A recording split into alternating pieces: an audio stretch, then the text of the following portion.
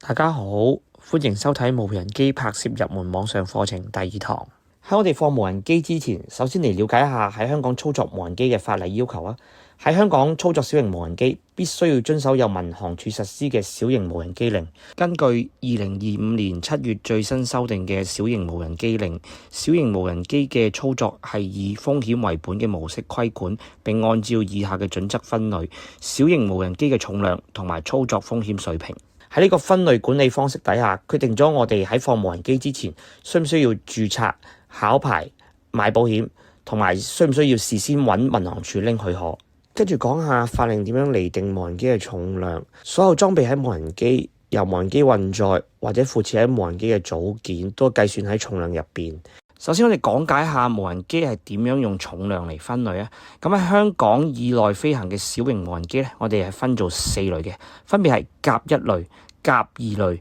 乙類同埋丙類。咁甲1類嘅無人機咧，就喺每一次飛行入邊重量都唔超過250克。好啦，而甲2類嘅無人機咧，就喺飛行期間重量係超過250克，但係總重量唔超過7公斤嘅。乙類無人機咧，喺飛行期間個重量係超過7公斤，但係總重量就唔超過25公斤。最後就係丙類嘅無人機，飛行期間就超過25公斤，但係總重量就唔超過150公斤。我哋介紹完用重量分類之後，我哋講解操作分類同埋相應要求。小型無人機操作分為標準操作同埋進階操作兩類。我哋先講解標準操作。標準操作係指符合相關操作規定嘅甲1類或甲2類無人機操作，例如操作時間日間，最遠飛行距離要保持目視距離，機身長度都係1米，掌翼與掌翼之間嘅長度唔超過1.2米。遙控駕駛員可操作無人機嘅數目係1部，唔可以運載人同埋動物，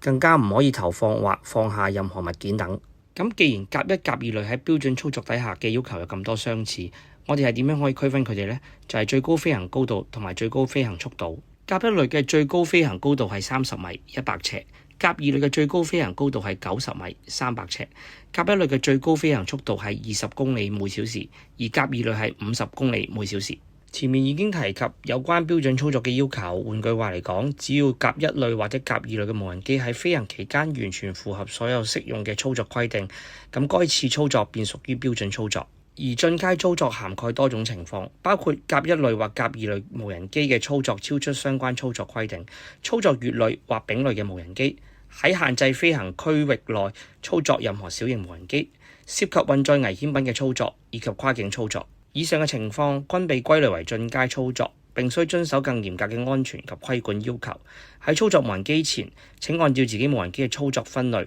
進行準備。跟住介紹唔同無人機嘅操作相應規管要求。首先講講無人機規管要求、註冊同埋培訓方面，只有標準操作嘅甲1類係豁免無人機註冊同埋標籤。其他類別嘅無人機需要喺操作無人機前為無人機做註冊同登記。跟住講講遙控駕駛員註冊方面，只有標準操作嘅甲1類係豁免嘅，其他類別需要負責人及遙控駕駛員到網上註冊同埋登記。最後就介紹進階培訓，除咗標準操作嘅甲1、甲2類，其遙控駕駛員無需接受進階等級嘅訓練同評核之外，其他類別嘅遙控駕駛員需要喺登記前完成相關培訓同埋評核。咁乜嘢係進階培訓呢？適當嘅訓練有助確保遙控駕駛員能夠具備適當嘅無人機操作能力。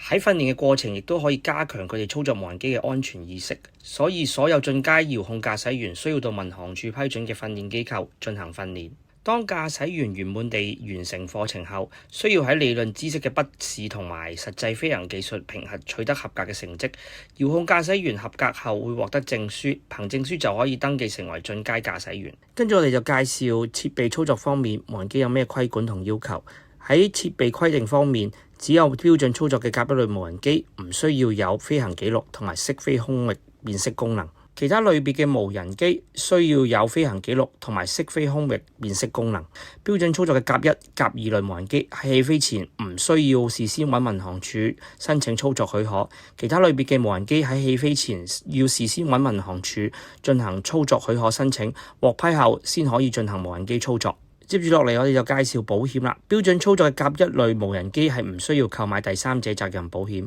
標準操作嘅甲二類暫時係唔需要嘅，要等民航處處長刊憲實際實施日期。所以操作甲二類無人機前，要去 SUA 一站通網站更新最新資訊，配合最新嘅法例要求。進階操作嘅甲一、甲二乙類無人機嘅第三者責任保險保額需要1000萬港元。丙類嘅無人機唔超過75公斤，保額係需要1500萬港元。最後操作丙類嘅無人機唔超過150公斤，最低保額需要2000萬港元。雖然法例豁免咗進行標準甲一類操作嘅無人機以及其駕駛員無需要註冊登記。喺操作無人機之前，請記得到 SUA 一站通網站獲取返當時最新嘅法例規管要求。乜嘢係 SUA 一站通網站？呢個係民航處專門為小型無人機開發嘅電子平台，等民航處可以向大眾發布同小型無人機相關嘅資訊，又或者係俾小型無人機嘅使用者做登記或者註冊。大家喺放無人機之前，記得到呢個 SUA 一站通網站瀏覽同埋查閱民航處最新發布同小型無人機相關嘅規定同埋資訊，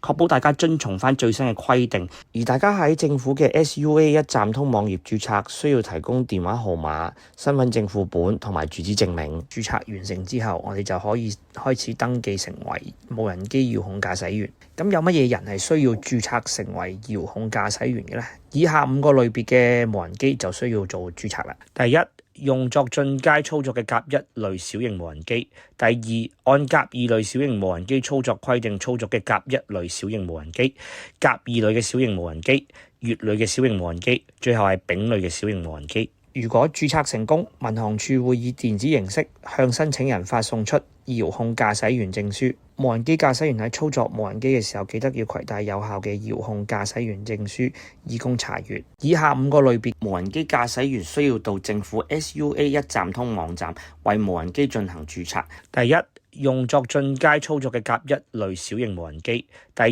二，按甲二類小型無人機操作規定操作嘅甲一類小型無人機；甲二類嘅小型無人機；乙類嘅小型無人機；最後係丙類嘅小型無人機。無人機註冊成功嘅話，申請人就會獲發一個無人機註冊標籤，標籤上印有獨有嘅註冊號碼同埋二維碼以作識別。大家記得喺放無人機之前就要將呢個標籤貼喺無人機上面，等呢個註冊號碼同埋二維碼可以俾人清晰見到。喺新法令底下，將香港唔少嘅區域劃咗為禁飛區，所以大家喺放無人機之前需要了解下嚟緊放無人機嘅地方或者周圍會唔會有禁飛區，避免無人機飛入觸犯法例。進入地圖後，你就會發現香港上空就出現好多唔同紅色嘅區域，呢啲就係禁飛區啦。我哋留意下地圖嘅左邊啦，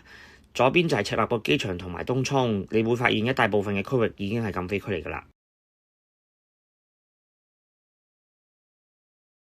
好，我哋繼續移動地圖，大家就會留意到一大片禁飛區域，嗰個就係維多利亞港啦。最後地圖停頓咗喺樂富配水庫休憩花園度，咁呢個就係我哋第3堂實地放無人機嘅地方。咁希望喺實地操作無人機嘅時候，再同大家分享更多有用嘅資訊啦。本影片由明愛胡振中中學長者學院提供內容及製作。